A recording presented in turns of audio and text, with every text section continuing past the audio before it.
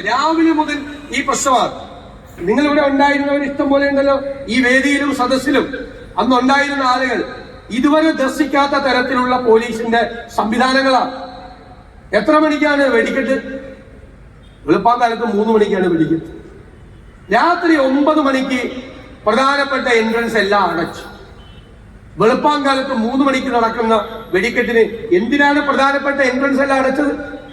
അത് ഈ പ്ലാനാണ്, പൂരം കലക്കാനുള്ള പ്ലാനിന്റെ ഭാഗമായിട്ടാണ് പറയുന്നത്. 9 മണിക്ക് പ്രധാനപ്പെട്ട എൻട്രൻസ് എല്ലാം അടയ്ക്കണമല്ലോ.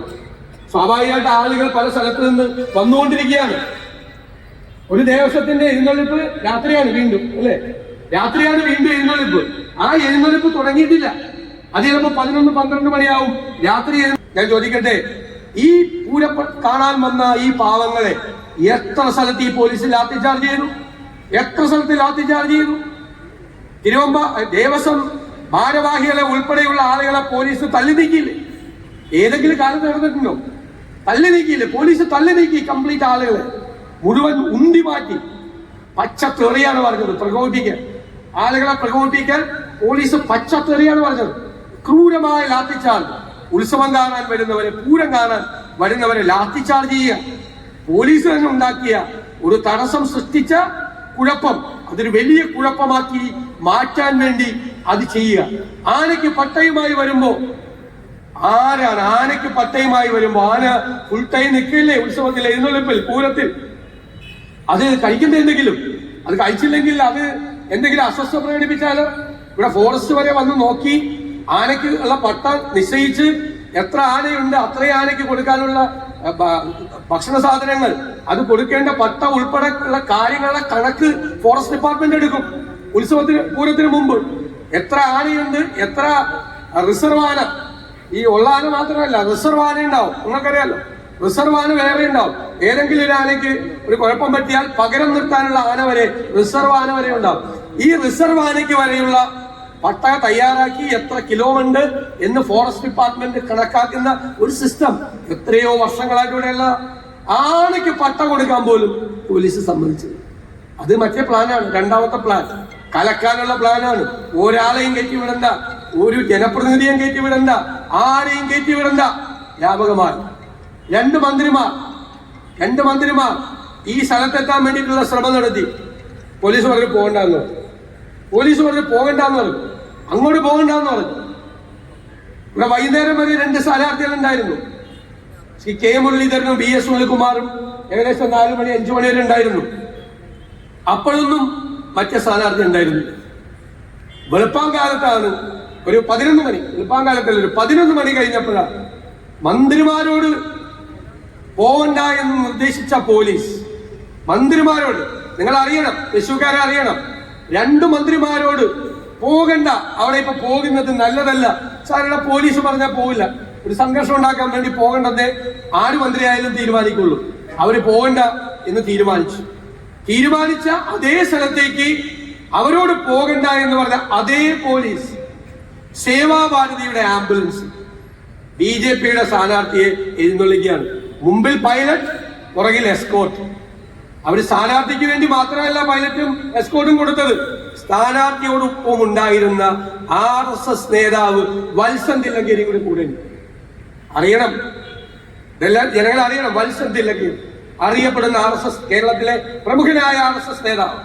അവർക്കാണ് പിണറായി വിജയന്റെ പോലീസ് മന്ത്രിമാർക്ക് പോകണ്ട എന്ന് പറഞ്ഞിട്ട് മന്ത്രിമാർക്ക് കൊടുക്കേണ്ട പൈലറ്റും മന്ത്രിമാർക്ക് കൊടുക്കേണ്ട എസ്കോർട്ടും ഈ BJP സ്ഥാനാർത്ഥിക്കും ഈ RSS നേതാവ് വത്സൻ തില്ലങ്കരിക്കും കൊടുത്തത് എന്ന് നിങ്ങൾ അറിയണം. ഇനി എന്താണ് പിന്നത്തെ വ്യാഖ്യാനം? പൂരം കലങ്ങി, ദേവസ്വം പൂരം നിർത്തിവെക്കാൻ തിരുവമ്പാടി ദേവസ്വം തീരുമാനിച്ചു. പൂരം നിർത്തിവെക്കപ്പെട്ടു. പിറ്റേ ദിവസം എന്താണ് ഗവൺമെന്റ് വ്യാഖ്യാനം, സർക്കാർ വ്യാഖ്യാനം എന്താ? അത് കമ്മീഷണർ അഴിഞ്ഞാടി. എപ്പോ മുതൽ അഴിഞ്ഞാടി? തലേ ദിവസം രാവിലെ 11 മണി മുതൽ പിറ്റേ ദിവസം രാവിലെ 7 മണി വരെ ഒരു കമ്മീഷണർ അഴിഞ്ഞാടുന്നു. ഈ പോലീസിന്റെ സിസ്റ്റം എന്താ? കമ്മീഷണറാണ് ഏറ്റവും പ്രധാനപ്പെട്ട ഉദ്യോഗസ്ഥനെങ്കിൽ അവസാന വാക്ക് കമ്മീഷണറുടെ ഓർഡേഴ്സ് ഇടുന്നു. കമ്മീഷണറുടെ മീതെ ഒരു DIG ഉണ്ടെങ്കിൽ ആ DIG ആണ് അവസാന വാക്ക്. അതിന്റെ മീതെ ഒരു IG ഉണ്ടെങ്കിൽ IG ആണ് അവസാന വാക്ക്. IG മീതെ ADGP ഉണ്ടെങ്കിലോ ADGP ആണ് അവസാന വാക്ക്. ഞങ്ങളാണ്, കേരളത്തിലെ പ്രതിപക്ഷമാണ് പുറത്തുവിട്ടത്. ഈ കമ്മീഷനാണ് ഇത് അലങ്കോലപ്പെടുത്തിയത് എന്ന് ഗവൺമെന്റ് പറഞ്ഞപ്പോൾ ADGP law and order Pooram കലക്കാനുള്ള പ്ലാൻ മുഖ്യമന്ത്രി പിണറായി വിജയന്റെ അനുവാദത്തോടു കൂടി തയ്യാറാക്കിയ അജിത് കുമാർ ഈ നഗരത്തിലുണ്ടായിരുന്നു. ഈ നഗരത്തിൽ പിന്നെ എങ്ങനെ കമ്മീഷണർ മാത്രം കുറ്റവാളിയാകുന്നത്? അന്തിമ ഉത്തരവിടേണ്ടത് ആരാ? ഇവിടെയുള്ള ഏറ്റവും പോലീസ് ഹൈറാർക്കിയിലെ ഏറ്റവും പ്രധാനപ്പെട്ട ഉദ്യോഗസ്ഥൻ അത് അജിത് കുമാർ സ്ഥലത്തുണ്ട്, രാത്രിയുണ്ട്, പകലുണ്ട്, മുഴുവൻ സമയത്തുണ്ട്. കമ്മീഷണർ അഴിഞ്ഞാടി എന്നാണ് ഗവൺമെന്റ് പറയുന്നതെങ്കിൽ അതിന്റെ മേലേക്ക് മേലെയുള്ള ഈ ഉദ്യോഗസ്ഥൻ ഒരു ഫോൺ ചെയ്ത് കമ്മീഷണർ, നമുക്കറിയാലോ പോലീസിലെ മേലുദ്യോഗസ്ഥന്മാർ കീഴുദ്യോഗസ്ഥന്മാരും പറയുന്ന ഭാഷ മൈക്കിൽ കൂടി പറയാൻ പറ്റില്ല. എന്തെങ്കിലും താൻ എന്തോടാ ചെയ്യുന്നതെന്നെങ്കിലും ചോദിക്കണ്ടേ? ചോദിച്ചില്ലല്ലോ. വെളുപ്പാങ്കാലം വരെ ചോദിച്ചില്ലല്ലോ ഈ ഉദ്യോഗസ്ഥൻ. അപ്പൊ ഇത് നടക്കട്ടെ എന്നാണ് അദ്ദേഹം നിരീക്ഷിച്ചത്. ഒറ്റ കാര്യം മാത്രമാണ്, തന്റെ പൂരം കലക്കാനുള്ള പ്ലാൻ നന്നായി നടപ്പാക്കുന്നുണ്ടോ എന്നാണ്. അത് നടപ്പാക്കിയില്ലായിരുന്നെങ്കിൽ ചോദിച്ചാൽ അതാണ് നടപ്പാക്കിക്കൊണ്ടിരുന്നത്. ഇനി 2 മന്ത്രിമാർക്കറിയാം പൂരം കലങ്ങുകയാണെന്ന്, അല്ലേ? ഈ പോലീസിന് മുഴുവൻ അറിയാം പൂരം കലങ്ങുകയാണെന്ന്. ഈ ആഭ്യന്തര വകുപ്പിന്റെ ചുമതലയുള്ള ഒരു മുഖ്യമന്ത്രി കേരളത്തിൽ അന്ന് ഉണ്ടായിരുന്നല്ലോ, ഇല്ലേ? ഉറക്കമല്ലായിരുന്നല്ലോ. രാവിലെ 11 മണി തൊട്ട് പിറ്റേ ദിവസം രാവിലെ 7 മണി വരെ ഉറങ്ങുന്ന ആളല്ല. നിങ്ങൾ പറഞ്ഞാലും ഞാൻ സമ്മതിക്കില്ല, പിണറായി വിജയൻ അങ്ങനെയൊന്നും ഉറങ്ങില്ല. അതൊക്കെ കൃത്യസമയമുണ്ട് അദ്ദേഹത്തിന് ഉറങ്ങാൻ. എപ്പോ ഉറങ്ങണം, എപ്പോ എഴുന്നേക്കണം എന്നൊക്കെ കൃത്യമായ ചിട്ടയുള്ള ആളാണ്. അപ്പൊ എന്തായാലും രാവിലെ 11 മണി മുതൽ പിറ്റേ ദിവസം 7 മണി വരെ ഉറങ്ങാത്ത ഈ മുഖ്യമന്ത്രി ഈ ലോകോത്തര ഉത്സവമായ ഈ പൂരം പോലീസ് ഇടപെട്ട് കലക്കുമ്പോൾ അറിഞ്ഞില്ല എന്ന് പറഞ്ഞാൽ ആര് വിശ്വസിക്കും? ഏതെങ്കിലും അന്തം കമ്മി വിശ്വസിക്കോ? അറിഞ്ഞില്ല എന്ന് പറഞ്ഞാൽ അറിഞ്ഞില്ല എന്നാണ് കേരളത്തിലെ മുഖ്യമന്ത്രി പറയുന്നതെങ്കിൽ ഞാൻ വിനയാനുതനായി പറയും, ബഹുമാനപ്പെട്ട മിസ്റ്റർ പിണറായി വിജയൻ, താങ്കൾ ആ കസേരയിൽ ഇരിക്കാൻ യോഗ്യനല്ല. അറിഞ്ഞില്ലെങ്കിൽ കേരളത്തിലെ ഏറ്റവും പ്രധാനപ്പെട്ട ഒരു പൂരം തന്റെ കീഴിലുള്ള ആഭ്യന്തര വകുപ്പിന്റെ കീഴിലുള്ള പോലീസ് അഴിഞ്ഞാടി അതിനെ ഇല്ലാതാക്കാൻ ശ്രമിച്ചത് ഇയാൾ അറിഞ്ഞില്ലേ? ഈ 2 മന്ത്രിമാർ മുഖ്യമന്ത്രിയെ വിളിച്ചില്ലേ?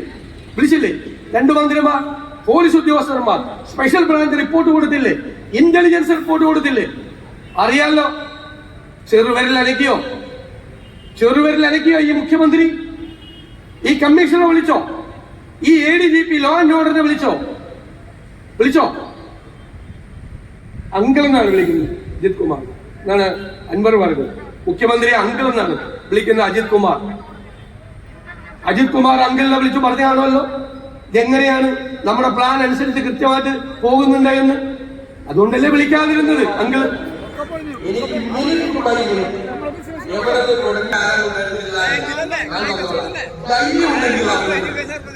ഒരു നിഷേധത്തിൽ 3 കൊല്ലമായി തൃശ്ശൂരിൽ വന്നിട്ടുണ്ടെന്ന്